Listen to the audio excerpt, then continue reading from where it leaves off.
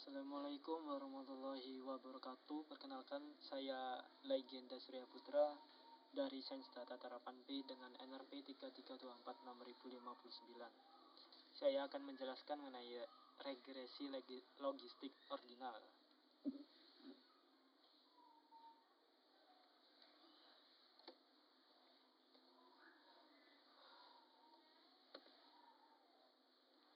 Langsung saja ke definisi. Apa itu regresi ya?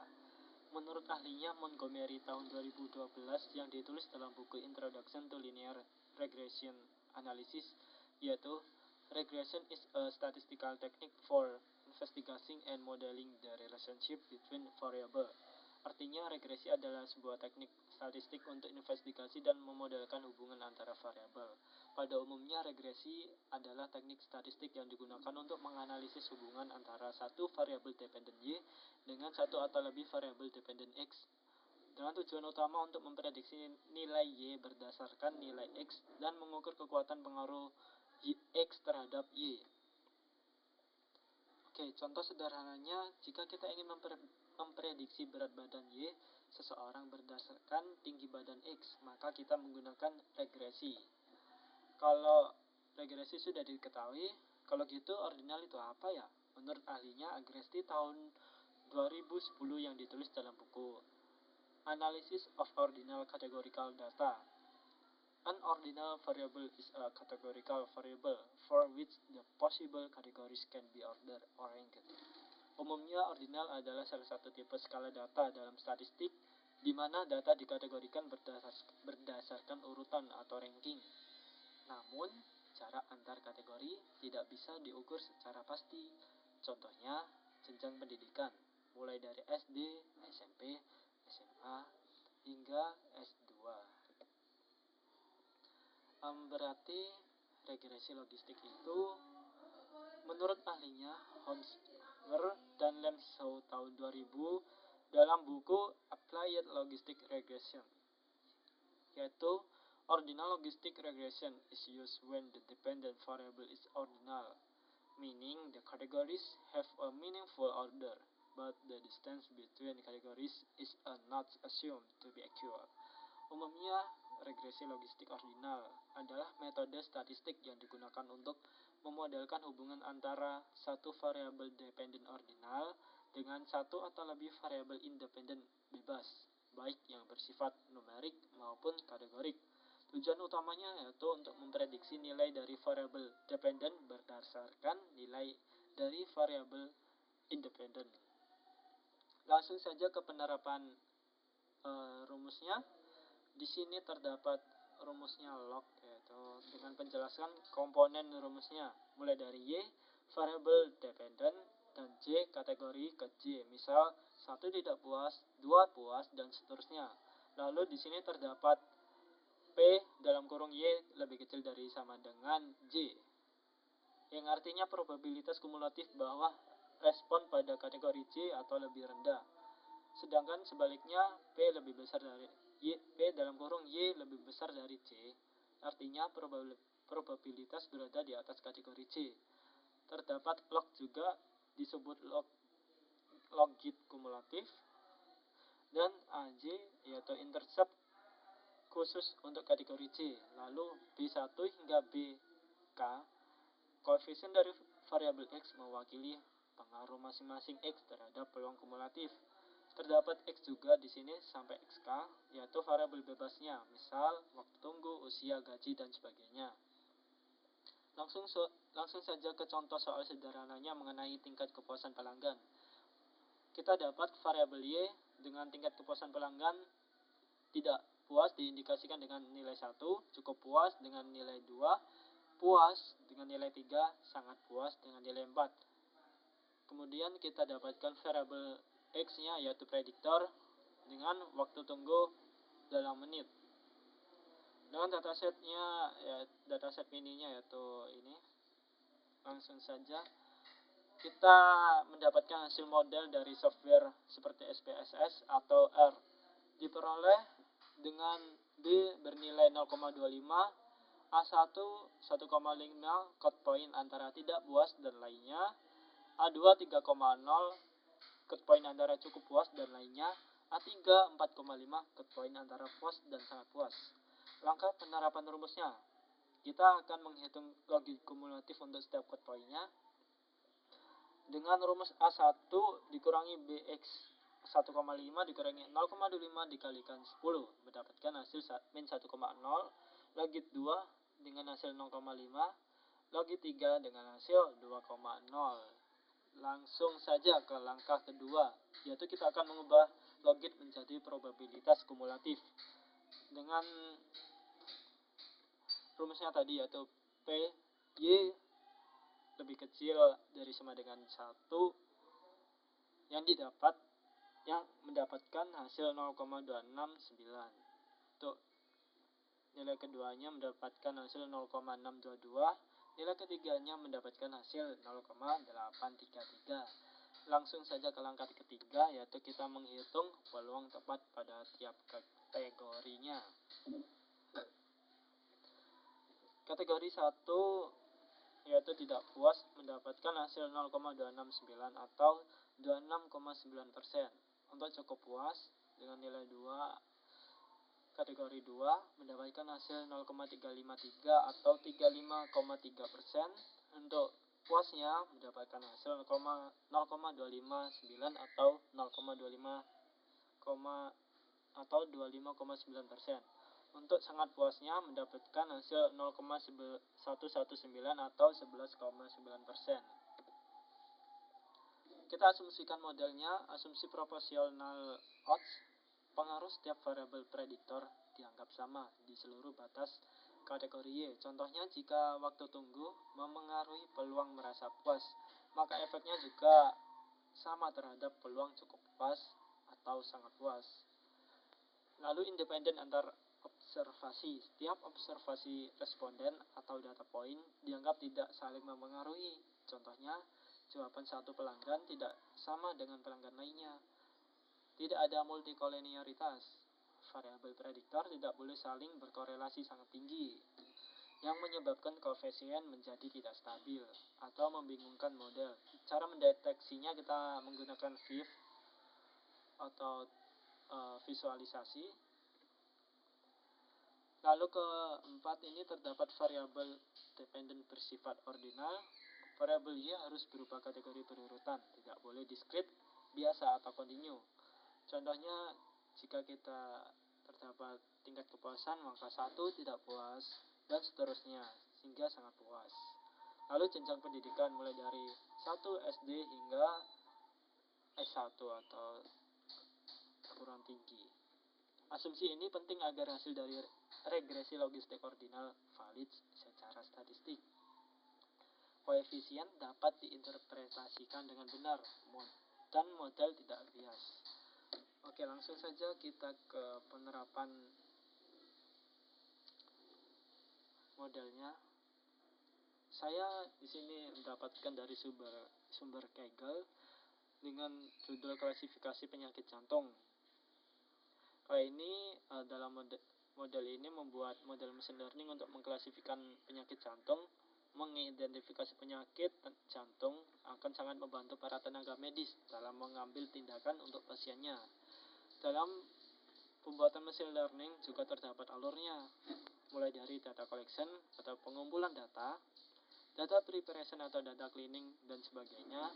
Untuk fitur engineering ini kita akan memilih fitur terbaik untuk kita jadikan model. Lalu di sini kita akan melatih modelnya. Jika sudah dilatih, maka kita akan mengevaluasi modelnya hingga menjadi optimal. Jika sudah optimal, lalu kita deployment. Langsung saja pada tahap pertama, kita akan melakukan data collection dan data preparation. Karena kita menggunakan dataset heart disease dataset yang sudah melewati proses data collection dan data preparation.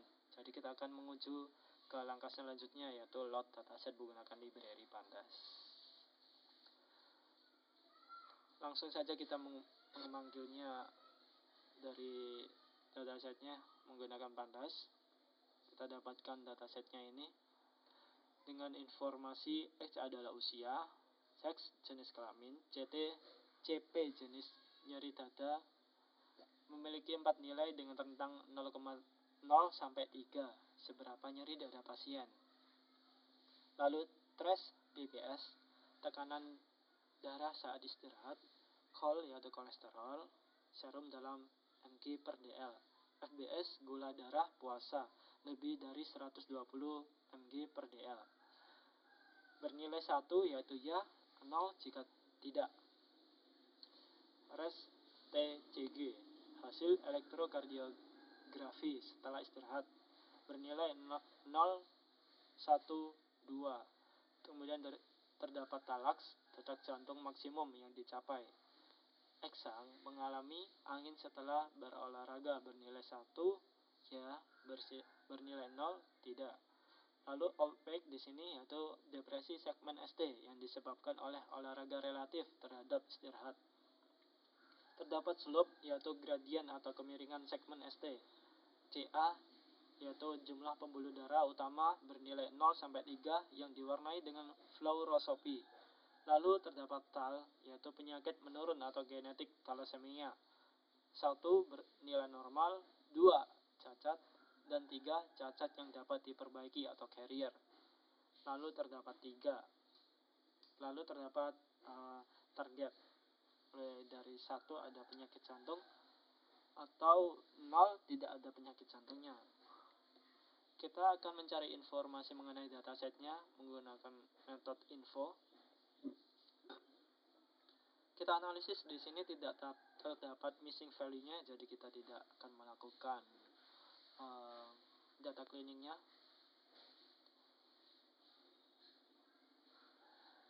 Langsung saja kita ke fitur engineering, yaitu memilih fitur yang relevan untuk model dan diubah agar lebih informatif. Kita akan melakukan data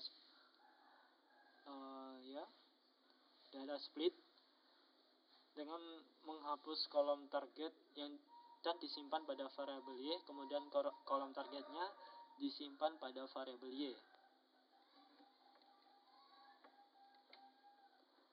Mohon maaf, untuk kolom targetnya kita hapus dan disimpan pada variabel X, dan kolom targetnya kita simpan pada variabel Y. Karena nilai dalam dataset memiliki rentang yang berbeda-beda, kita perlu menskalakan nilainya. Menskalakan nilai dalam dataset memiliki rentang nilai yang berbeda sangat penting dalam machine learning. Alasannya mengapa kita melakukannya yaitu untuk konsistensi, lalu untuk algoritma yang sensitif terhadap skala data, kemudian optimasi model, lalu visualisasi.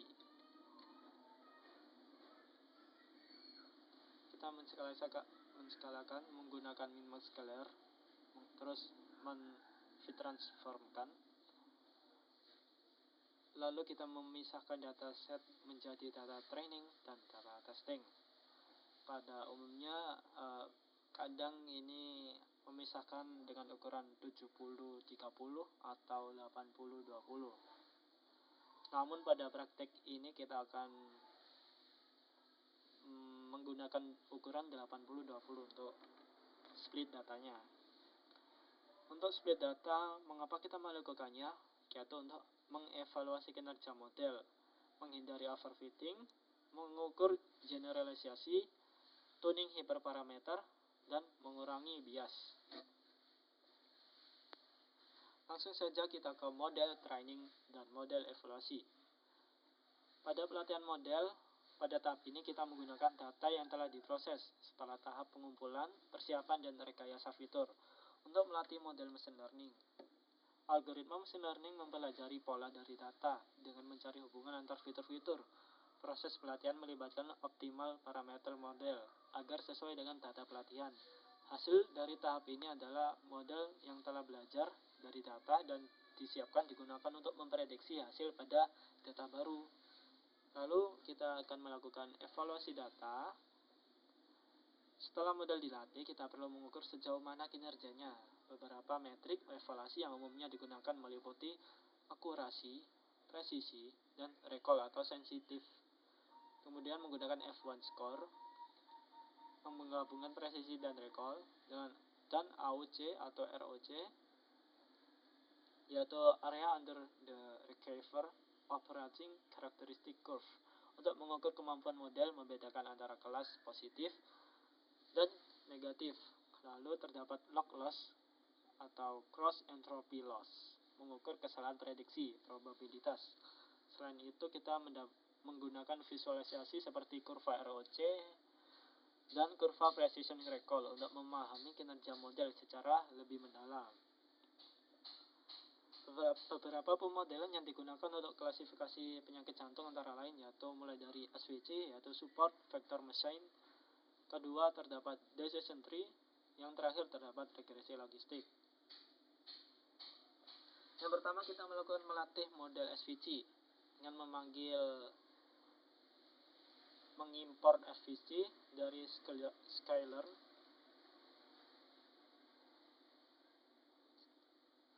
Kita dapatkan C sama dengan 2. Kemudian kita menguji dan evaluasi model SVC-nya. Untuk nilai akurasi untuk model support vector classifier mendapatkan 93,65%. Dan di sini terdapat klasifikasi reportnya. Langsung saja kita visualisasikan untuk confusion matrix model SVC. Sini terdapat nilainya. Lalu kita akan memodelkan klasifikasi decision tree. Kita akan mengimport decision tree classifier dari Scalar.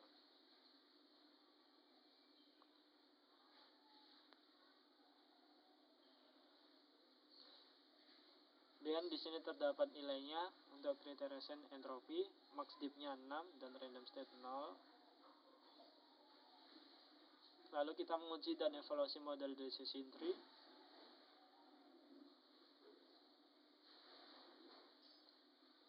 Dengan program seperti ini. Oke, langsung saja. Kita akan mendapatkan nilai akurasi model decision tree sebesar 94,63%. Dengan klasifikasi reportnya seperti ini.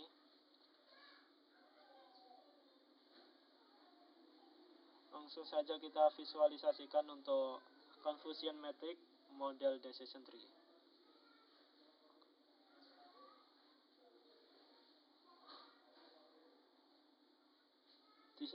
Di sini juga terdapat visualisasi lebih jelas mengenai algoritma decision tree-nya.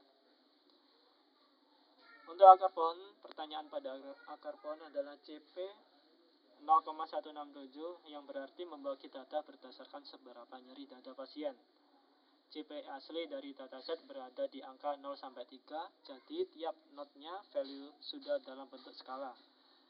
Untuk cabang dari akar pohon menunjukkan berbagai kemungkinan jawaban atas pertanyaan di akar pohon seperti true di kiri dan false di kanan.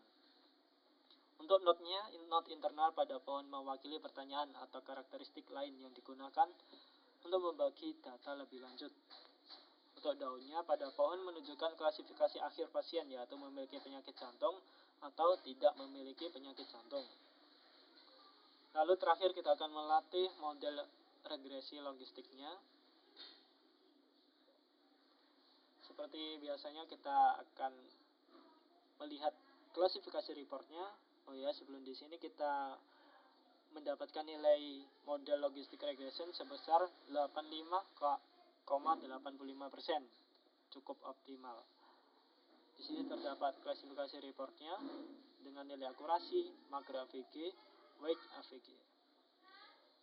Lalu kita visualisasikan confusion matrix model regresi logistiknya. Lalu kita menggunakan kurva ROC di sini. Kurva ROC pada gambar menunjukkan hubungan antara true positif atau TPR dan false positive rate atau FPR. Berbagai nilai threshold klasifikasi. Kurva ini membantu dalam mengevaluasi kinerja model klasifikasi dalam membedakan antara pasien dengan penyakit jantung kelas positif dan pasien tanpa penyakit jantung kelas negatif. Bagian-bagian kurva ROC di sini yaitu sumbu X untuk false positive rate atau FPR, sumbu Y true positive rate atau TPR. garis diagonal di sini yaitu untuk menunjukkan seberapa performa model klasifikasi acak. Area di bawah kurva atau AUC merupakan ukuran keseluruhan kinerja model klasifikasi. Semakin tinggi nilai AUC-nya, maka semakin baik kinerja modelnya. Interpretasi kurva ROC yaitu kurva yang terletak di atas garis diagonal.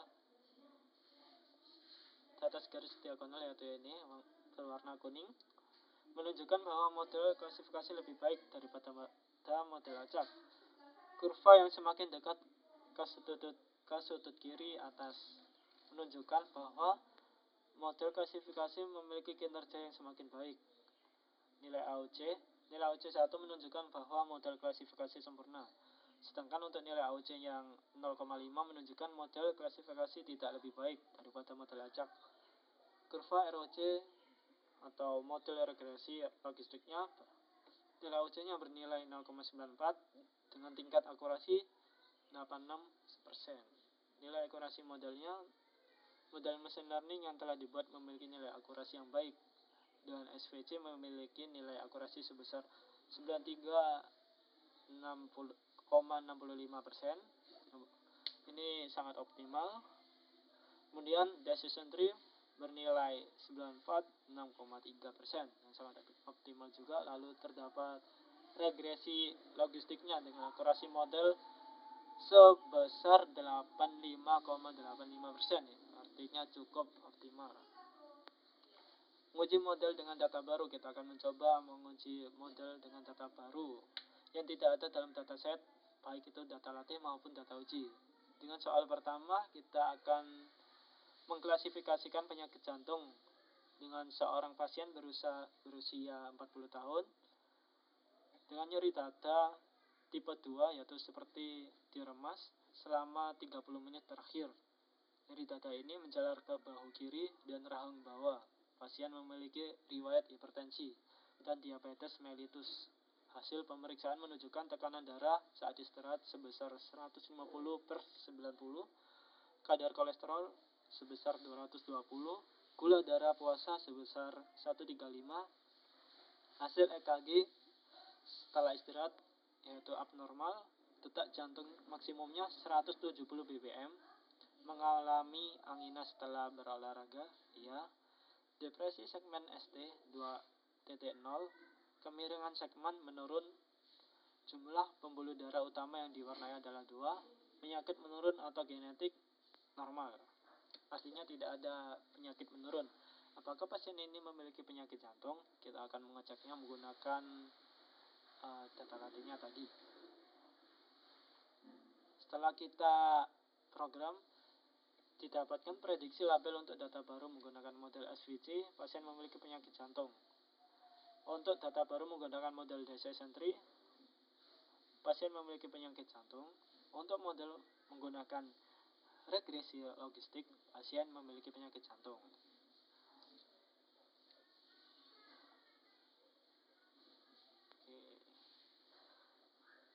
Untuk kesimpulannya,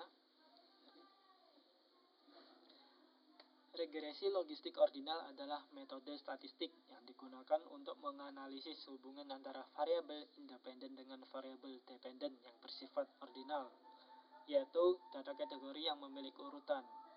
Model ini bekerja dengan menghitung peluang kumulatif menggunakan pendekatan logit kumulatif dan mengasumsikan bahwa pengaruh variabel bebas atau koefisien regresi tetap sama di seluruh batas kategori. Asumsi proporsional ODDS. Metode ini sangat berguna ketika data tidak bisa dianalisis dengan regresi linear biasa, tetapi tetap mempertimbangkan urutan antar kategori karena ordinal, ya.